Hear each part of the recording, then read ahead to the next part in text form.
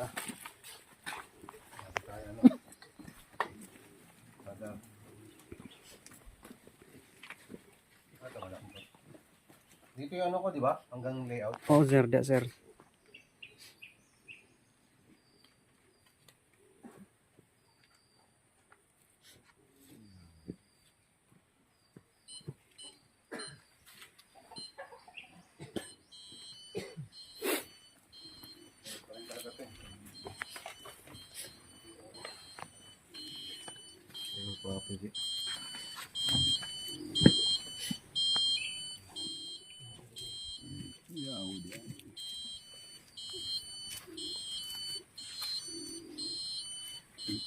Bansa daw kasi nga balik na ko ang tabok. Ay, kumpiyansa lang kayo ng kahoy, sir, ha? Iikot talaga siya dito sa ano part na to, no? Diyan banda, sir. Humuhulong na niya sa ano. Sa malambot na ano, lupa.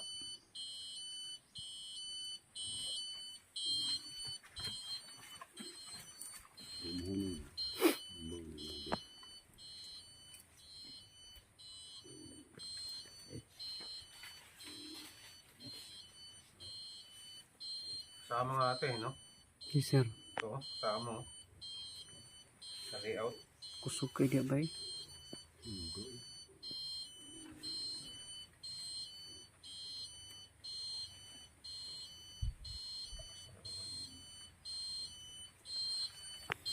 Meron talaga eh.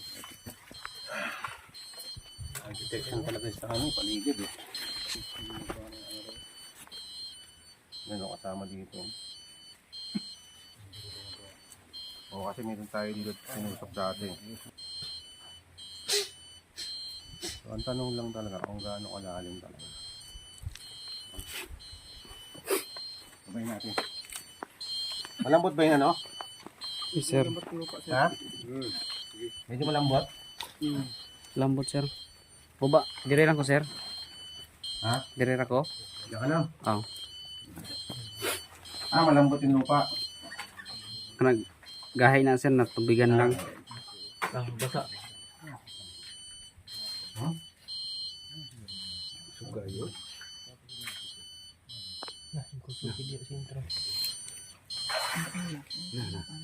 Hindi ulit ko pala. Babaw lalom naman. Lalim to ah. Lalom na da, sir, na kuanan lang. Okay na to? Huni, sir. Hunlakan lang. Badaw niya.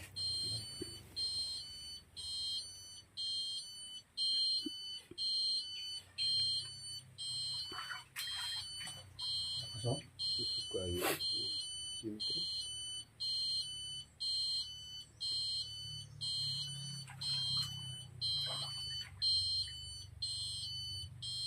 Ada.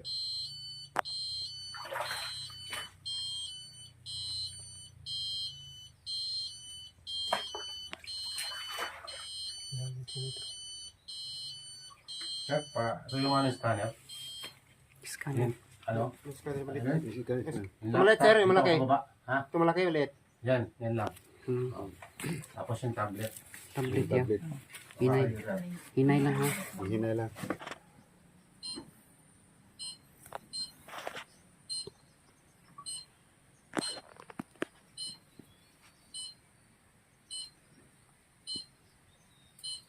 Butas na kasi yung lupa eh. Kaya so, makita talaga yung ground.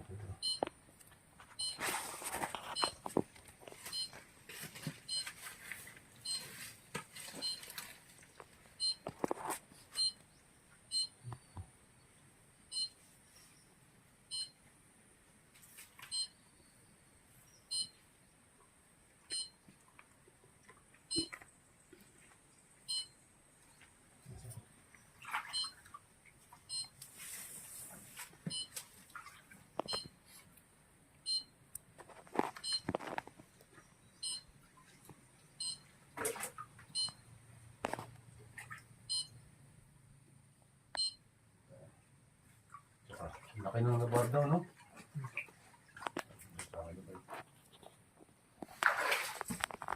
Tumbanan tong.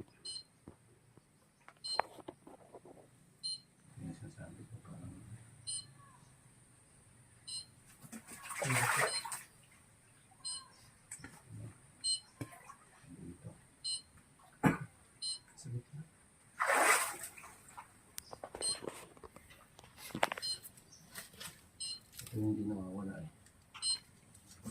Ayun na pa to eh.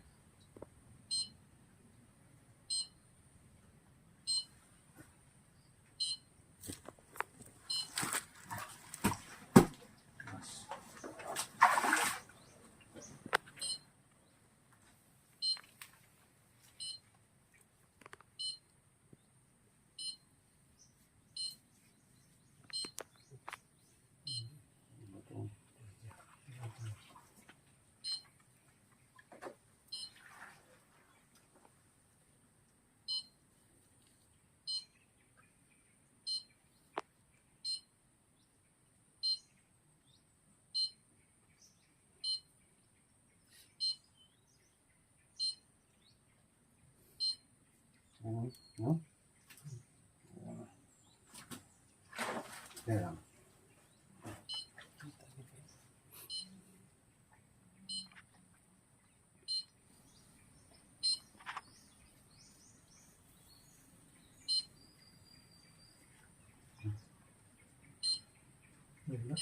Yan.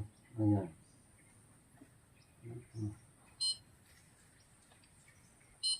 Sige, at tayo. Taas.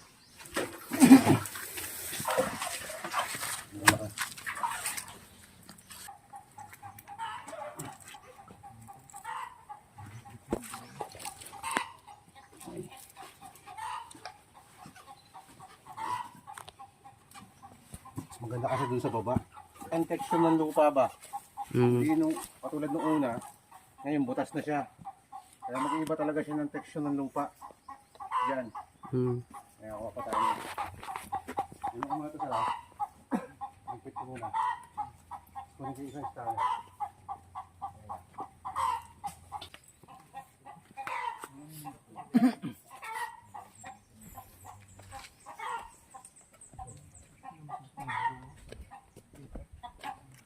Tungas ng ibangag. Mas tungat ng ibangag. Mas tungat. Spray na. Proton ilik.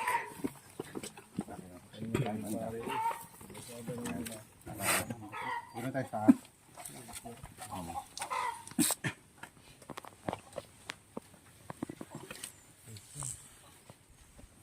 tutukan na natin to sa baba.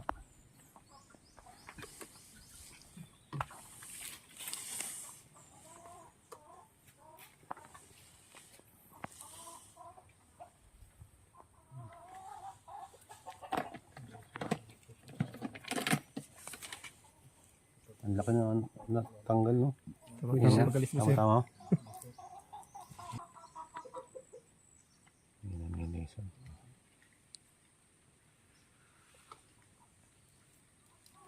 Yun, no? Sabi na. Ano naman? Hindi alagay sir. Ang dami pang tubig. O, tamo. Bilo na kasi yun sa kabila, oh. Para ba to? Bato na ba? Dito lang ito sa gilid. Dito lang talaga sa gilid ng mga malakas na detection ng ano. Yan.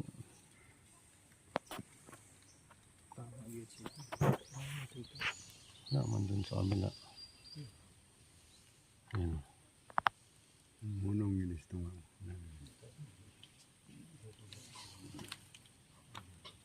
Stop natin. Yan, o. Ano ba?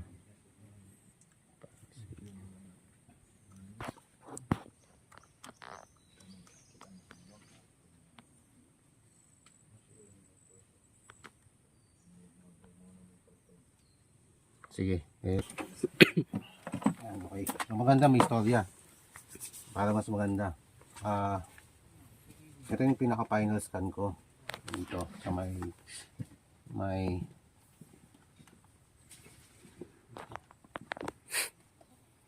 titignan natin siya talaga. Hindi kasi siya magpo-form ng box actually. So yun ina-expect natin na box. Ang nakita kasi natin sa kanya is may anomaly. So in-scan ko yung gilid.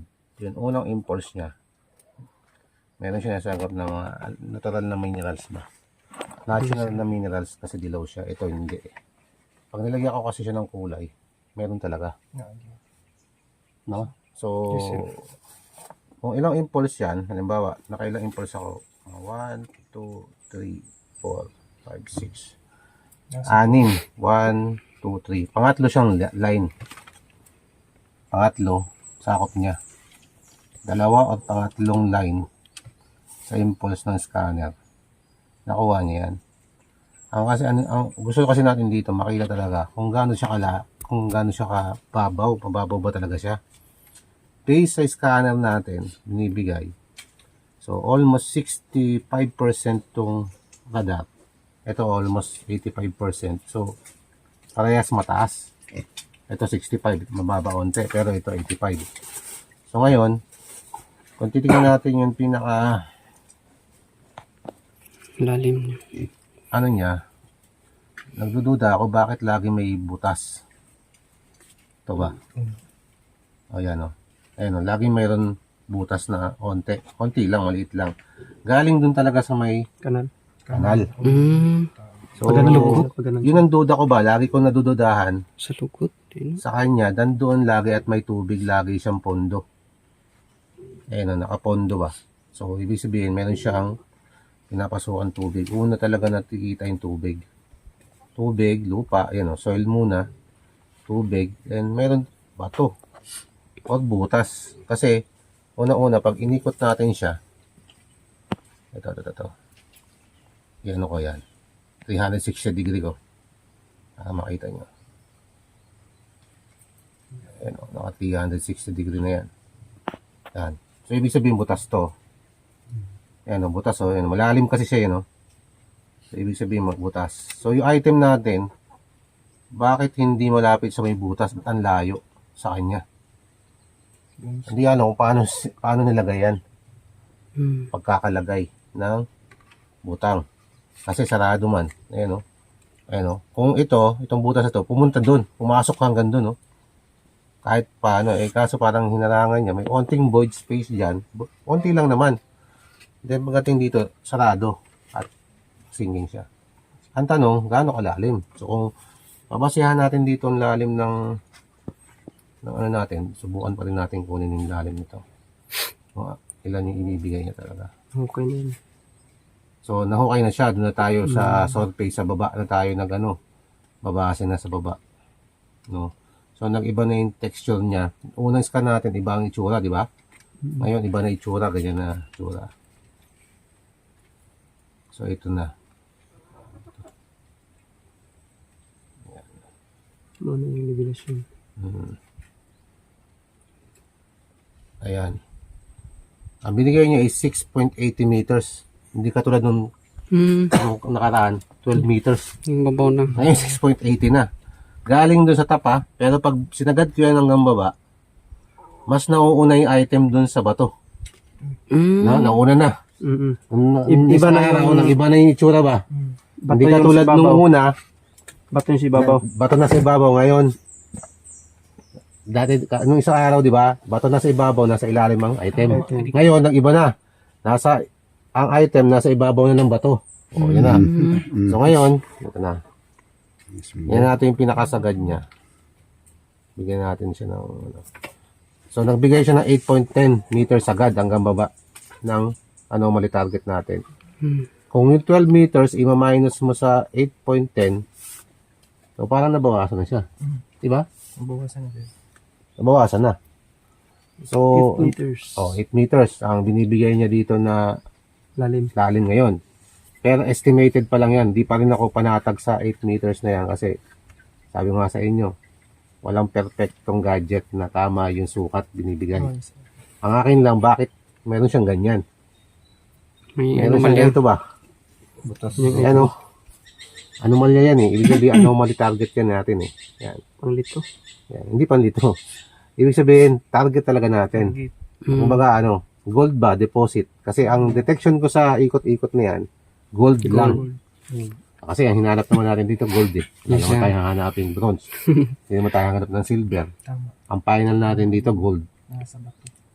So, yun ang aking basehan, no? So, yun ang unang natin. Explanation dito sa unang scanner. Ito lang sa pangalawa. Ito na alam to. Ito na. Sunod. Uy, klaro So, kayo. yun ako nag-ano. So, bakit ganyan? Ang daming tubig, may bato pa. Ayan o.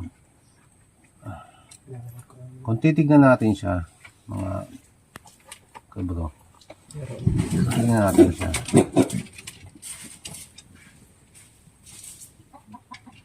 Ayan.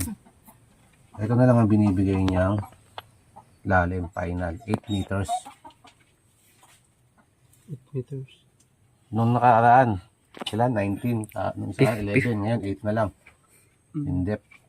Ayan o. In depth niya. Tapos na tubig. Ayan o, tubig. Kung saan tayo nakatayo, tapos hanggang doon sa lalim, meron pa siyang depth na mas 8 meters pa ang lalim.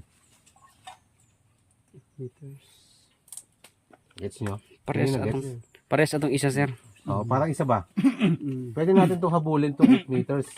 Yung depth niya, ayun, pwede natin habulin yung 8 meters kasi ibinigay nito 8 meters din, 8 meters din itong lalim. Yan o, nakalagay depth eh. Oh. Mula doon sa, hindi sa tinatayuan ko mula doon sa may butas na kung saan tayo. Yung nag- may laser, sir. kung saan may laser. Doon siya nagsisimula, hindi doon sa taas. Doon nagsisimula. So, ngayon, kung doon nagsimula, nung in-scan natin to nung una, nasa 11 yata to. Una, 15, Sunod 11. 11, ngayon, 8 na kasi butas na siya. Pero doon ako sa, andun ako sa taas.